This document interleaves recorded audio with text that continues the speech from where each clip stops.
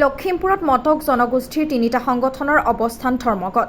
সদৌ অসম মটক যুৱ ছাত্ৰ সন্মিলন কেন্দ্ৰীয় সমিতিৰ আহ্বানত মটক জনগোষ্ঠীক ষষ্ঠ অনুসূচীৰ তালিকাত অন্তৰ্ভুক্তিকৰণেৰে সাংবিধানিক মৰ্যাদা প্ৰদান কৰা, বানপানী গৰাখহনীয়া সমস্যাৰ স্থায়ী সমাধান, নিবনুৱা সমস্যাৰ সমাধান তথা ঐতিহাসিক কীৰ্তিচিহ্ন বেদখলমুক্ত কৰি সংৰক্ষণ কৰা আৰু অন্যান্য দাবীত লখিমপুৰ জিলা আয়ুক্ত কাৰ্যালয়ৰ সমীপত লখিমপুৰ জিলা মটক সন্মিলন, মটক যুৱ ছাত্ৰ সন্মিলন আৰু মটক মহিলা পৰিষদে যৌথভাৱে 3 ঘণ্টীয়া অৱস্থান ধৰ্মঘট কাৰ্যসূচী পালন কৰে।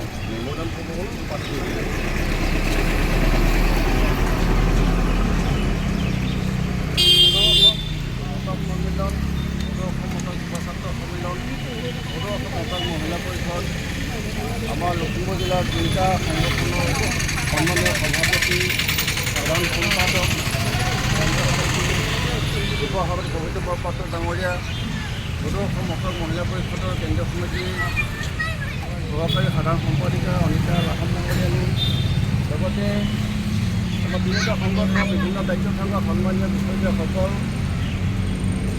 আৰু ইয়াতে প্ৰশাসনৰ ধৰণত উপস্থিত থকা আমাৰ চেতিয়া বাইদেউ, আমি জয়গাঁৱতে সম্পূৰ্ণকৈ আমি সংগ্ৰামী অভিনন্দন জ্ঞাপন কৰিছোঁ। ইতিমধ্যে সদৌ অসম মটক সন্মিলন, মটক মহিলা পৰিষদৰ মটক যুৱ ছাত্ৰ সন্মিলন লগতে মটক জনগোষ্ঠীৰ তিনিটা সংগঠনৰ আটাইকেইটা সংগঠনৰ যৌথ সভাৰ সিদ্ধান্ত মৰ্মে আজি লখিমপুৰৰ লগতে অসমৰ 7খন জিলাত আমাৰ প্ৰতিবাদী কাৰ্যসূচী অৱদান হ'বলগী আছে। আজি আমাৰ প্ৰতিবাদস্থলীত আপুনি উপস্থিত হৈছে আমাৰ বিভিন্ন আঁচনি গ্ৰহণ কৰি উপায়ুক্ত মহোদয়ৰ যোগেদি অসমৰ মাননীয় মুখ্যমন্ত্ৰীলৈ প্ৰেৰণ হ'ব। ইয়াৰ পূৰ্বে আমি আমাৰ যি দাবী আছে সেই দাবীখিনি আমি আপোনাৰ আগত পাঠ কৰি দিব ওলাইছোঁ। অতি ডক্টৰ হিমন্ত বিশ্ব শৰ্মা, মাননীয় মুখ্যমন্ত্ৰী অসম, বিষয় স্মাৰকপত্ৰ, ডিব্ৰুগড় জিলা আয়ুক্তৰ জৰিয়তে মান্যবৰ মহোদয় আন্তৰিক শ্ৰদ্ধাসহ সংগ্ৰামী অভিবাদন জ্ঞাপন কৰিম। সন্মান সহকাৰে আপোনাক জনাব বিচাৰোঁ যে একালত অসমৰ সৌমাৰ খণ্ডত যোগাযোগৰ বসবাস কৰি অহা নৃগোষ্ঠী, মটক জনগোষ্ঠী, জনজাতি তালিকা অন্তৰ্ভুক্তিকৰণেৰে সাংবিধানিক মৰ্যাদা প্ৰদানৰ দাবীৰ প্ৰতি ইতিবাচক সঁহাৰি জনাই বিজেপি নেতৃত্বাধীন নেতৃত্ব চৰকাৰে কেন্দ্ৰত 10 বছৰ আৰু অসমৰ 8 বছৰ অতিক্ৰম কৰিলে যদিওবা মটক জনগোষ্ঠী জনজাতিকৰণৰ বিষয়ে চৰকাৰী ফাইলৰ মাজতে সীমাবদ্ধ হৈ গ'ল আৰু আজি পৰ্যন্ত কোনো ধৰণৰ বাস্তৱসন্মত পদক্ষেপ গ্ৰহণ কৰা পৰিলক্ষিত নহ'ল। গতিকে আমি মটক জনগোষ্ঠীৰ দুয়োটা সংগঠনে একত্ৰিত হৈ নিম্নলিখিত মটক জনগোষ্ঠীৰ জনজাতিকৰণ তথা অন্যান্য আনুষংগিক দাবীত আজি যৌথভাৱে ৰূপায়ণ কৰা 3 ঘণ্টা অৱস্থান ধৰ্মঘট প্ৰতিবাদ সূচীৰ পৰা 12টা দাবী সম্মিলিত স্মাৰকপত্ৰ আপোনাৰ সঠিক বিবেচনাতহে প্ৰেৰণ কৰিলোঁ। আমাৰ দাবী, মটক জনগোষ্ঠীক অতি শীঘ্ৰে জনজাতিৰ সাংবিধানিক মৰ্যাদা প্ৰদান কৰক। মটক জনগোষ্ঠীক পূৰ্ণ স্বায়ত্তশাসন প্ৰদানেৰে এখন পূৰ্ণাংগ মটক স্বায়ত্তশাসিত পৰিষদ গঠন কৰক। অত্যাধুনিক বিজ্ঞান প্ৰযুক্তিৰে তথা বিজ্ঞানসন্মতভাৱে প্ৰতি বছৰে অসমত সৃষ্টি হোৱা ভয়াৱহ কৃত্ৰিম বানপানীৰ সমস্যাৰ স্থায়ী সমাধান কৰক। অসমত যাতে এজনো হিন্দু অথবা মুছলমান বাংলাদেশী অনুপ্ৰৱেশকাৰী প্ৰৱেশ কৰিব নোৱাৰে তাৰ প্ৰতি লক্ষ্য ৰাখি অসম চৰকাৰে তাৎক্ষণিকভাৱে যাৱতীয় ব্যৱস্থা গ্ৰহণ কৰক। অসম চৰকাৰৰ অধীনস্থ নিকায় নিগমসমূহত মটক জনগোষ্ঠীৰ যোগ্য ব্যক্তিয়ে অগ্ৰাধিকাৰ দিয়ক।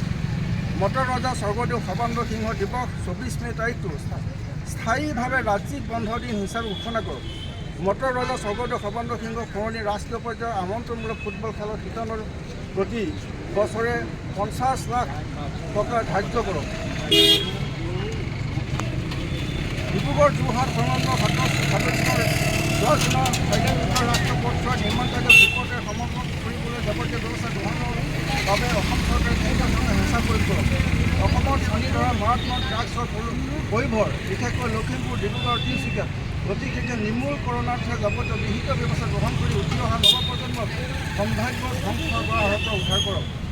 বি ফাৰ্ম পাঠ্যক্ৰমত মটক জনগোষ্ঠীৰ শিক্ষাৰ্থীৰ বাবে যথোপযুক্ত আসন সংৰক্ষণ কৰক। মটক জনগোষ্ঠীৰ ঐতিহাসিক কীৰ্তিচিহ্নসমূহৰ সংৰক্ষণ আৰু সৌন্দৰ্যবৰ্ধনৰ কৰাৰ লগতে বেদখলমুক্ত কৰক।